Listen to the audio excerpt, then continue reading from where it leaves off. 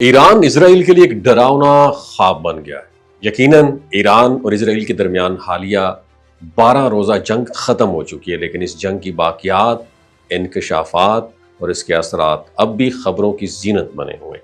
ये लड़ाई सिर्फ फ़ौजी महाज पर नहीं थी, बल्कि इसके नतीजे में सियासी, मुआशी और स्ट्रेटेजिक महाजों पर भी गहरे जख्म छोड़े गए।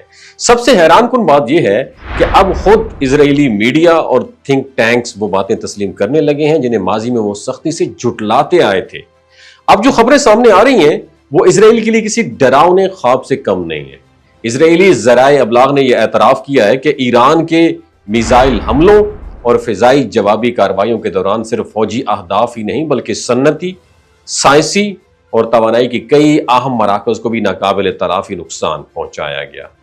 इजरायली दिफाई माहिरीन का कहना है कि ईरान ने अपने जदीद बैलिस्टिक मिसाइलों से जो अटैक किए उनका टारगेट सिर्फ इजरायली फौजी अड्डे नहीं बल्कि वो तनसीबात थीं जो इजराइल की स्ट्रेटेजिक बर्तरी की बुनियाद समझी जाती थी। इजरायली मीडिया रिपोर्ट्स के मुताबिक ईरान ने न सिर्फ इजराइल के कई जदीद तरीन ड्रोन्स को मार गिराया बल्कि जनूबी तिल अबीब में वाक़े एक खुफिया साइंसी तहकीकाती मरकज को भी मुकम्मल तौर पर डैमेज कर दिया। इस हमले में सिर्फ उस मरकज की तबाही का तखमीना 300 से 500 मिलियन डॉलर लगाया जा रहा है। इसके अलावा जो जदीद टेक्नोलॉजी और रिसर्च डेटा वहां में मौजूद था उसका नुकसान नाकाबिल शुमार है।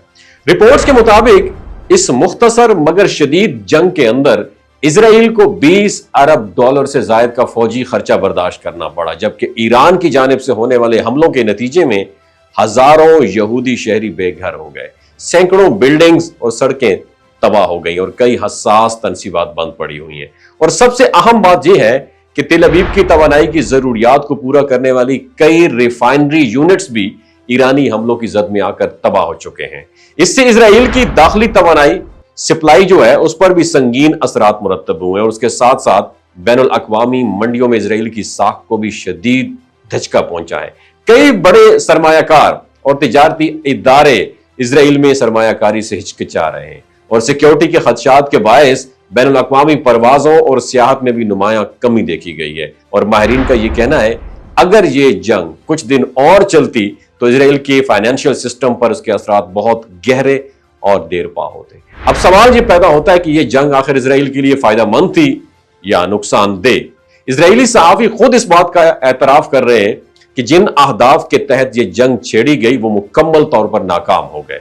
ईरान के खिलाफ बनाई गई स्ट्रेटेजी अमली मैदान में बुरी तरह नाकाम साबित हुई है और इजराइल ने जितना कुछ खोया उतना तो शायद भी किसी जंग में नहीं खोया होगा। इन तमाम सूरत हाल ने इजरायली क़यादत को अंदरूनी सियासी दबाव में मुब्तला कर दिया है।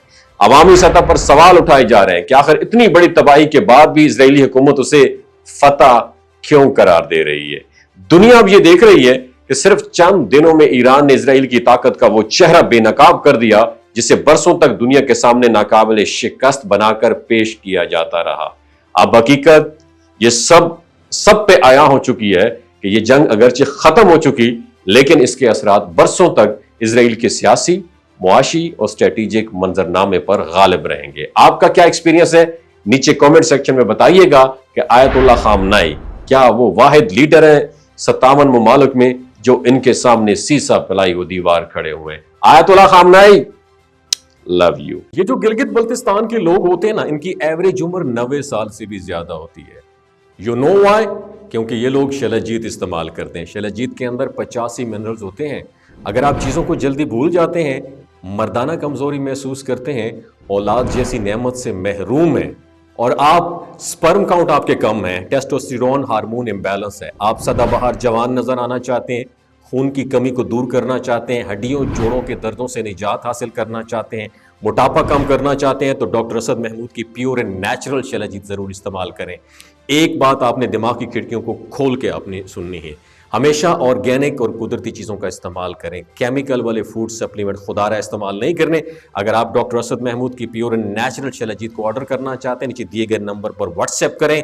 3 बातों का ख्याल रखना है, हाई ब्लड प्रेशर में मुब्तला अफराद, खवातीन जो प्रेग्नेंट हैं और 15 से 20 साल की जो नौजवान नस्ल है जो गैर शादीशुदा हैं, اپنے سیکشول پاور کو بوسٹ کرنے کے لیے استعمال کرنا چاہتے ہیں تو ڈاکٹر کے ایڈوائس کے بغیر استعمال نہ کریں. باقی سارے لوگ بے دھڑک گرمی اور سردیوں میں استعمال کر سکتے ہیں. اپنا بہت خیال رکھیے گا. اللہ حافظ.